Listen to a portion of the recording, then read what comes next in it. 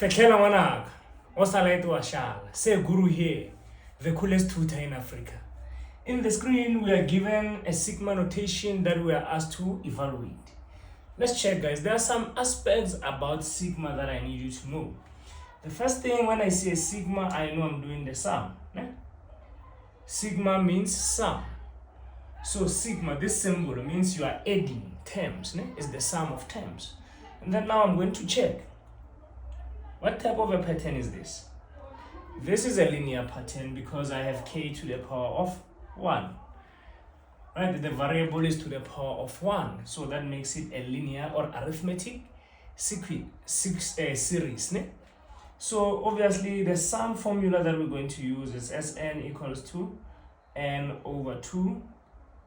And then we have a plus l. This is the formula that I use for the sigma of arithmetic series. Alright, it's there on the formula sheet if you don't know it. And then now let's come back here and analyze what does each thing mean. This is where we're starting. So we're starting on term number 3. So they say k is equals to 3. It means we're starting on term number 3 and we're ending on term number 10. So this is where we end. Okay? And then on the formula, the A is the first term, is where you start. So in this case, the A will be term number 3. Do you see it? Because we are starting on term number 3. And the last term, the L is the last term. It's where you are ending here. The last term will be term number 10. Do you see it? Now we need to find term number 3 and term number 10. Let's do that. We know that tk is equals to 5k plus 2. Now let's find term 3. T3 would be equals to 5 multiplied by 3 plus 2. And that gives us 15 plus 2, which is 17.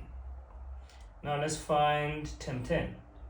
T10 will be 5 times 10 plus 2. And that gives us 50 plus 2, which is 52. So here we're 52, ladies and gents.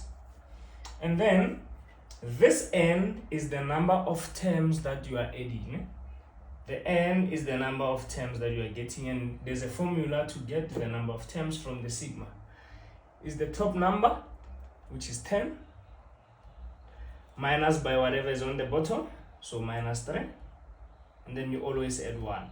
So you take the top number, you minus by, so you take the top number, you minus by the bottom number, you add 1. It will give you the number of terms that you are adding on the sum.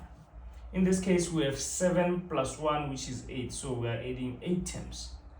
Now we can easily do sum of 8 terms.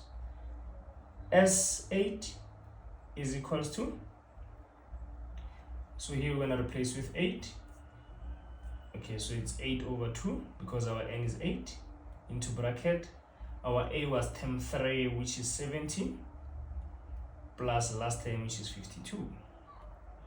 Then S8 would be equals to, ladies and gents, you can agree that 8 divided by 2 is 4. So 4 multiplied by, inside the bracket, 17 plus 52 is 69. So we have 69 there, right?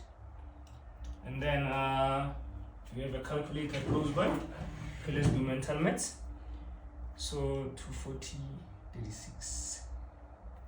Let's see, 240 plus 36 is 276. So the final answer is 276. But I advise you to use a calculator when you're here, right? Actually, in the test or exams, after substituting, you press a calculator, right? Just that I don't have a calculator with me.